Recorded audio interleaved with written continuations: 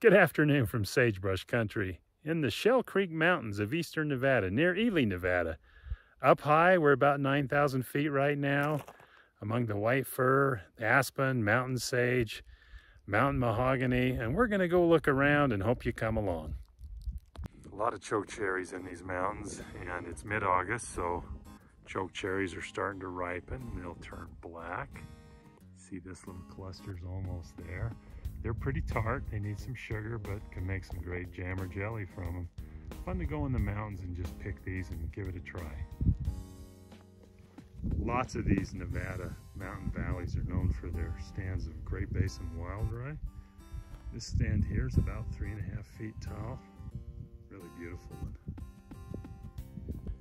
It's mid to late August, which means this green rabbit brush is in bloom. And this one has a pollinator on it.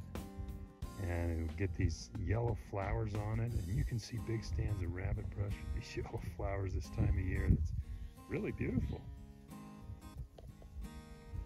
We're looking at a sheep herder here who's doing it off an ATV. That's with his dog.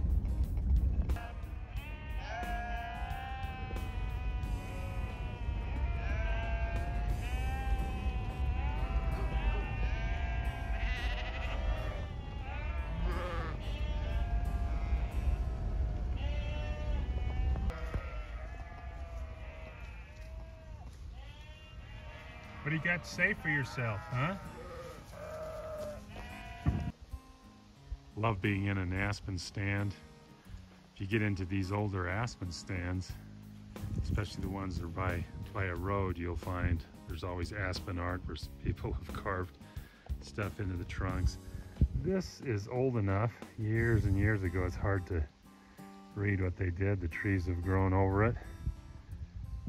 But in this particular spot, there's newer carvings where people have been sharing their feelings.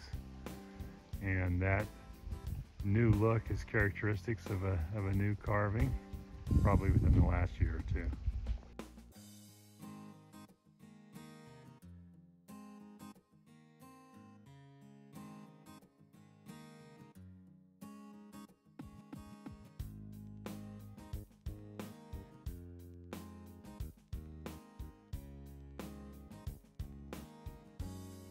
This is curleaf mountain mahogany, a lot of these in Nevada mountains. It's this olive size, an olive looking tree.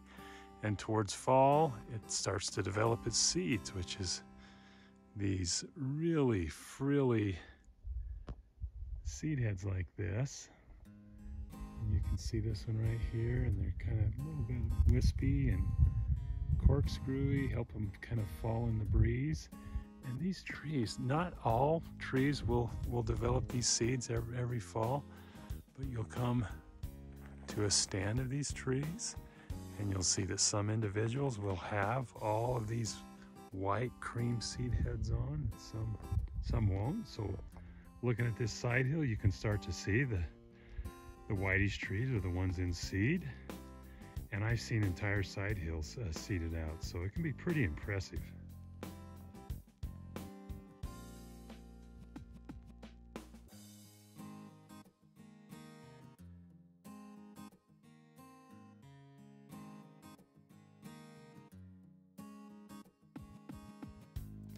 In the lower flanks of the Schell Creek Mountains now, and just driving slowly along and enjoying all the rabbit brush that's in bloom along the side of the road here. This is the lower elevation area of the Schell Creeks, typical gradient with big sage and rabbit brush in the lower valleys.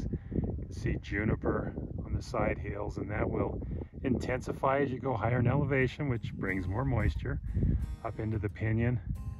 And as you go higher, you gradiate into mountain sage, and then ultimately aspen, white fir, and alpine plants. Good crop of milkweed here.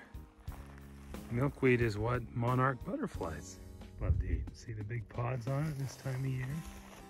And this is the one, the reason it's called milkweed.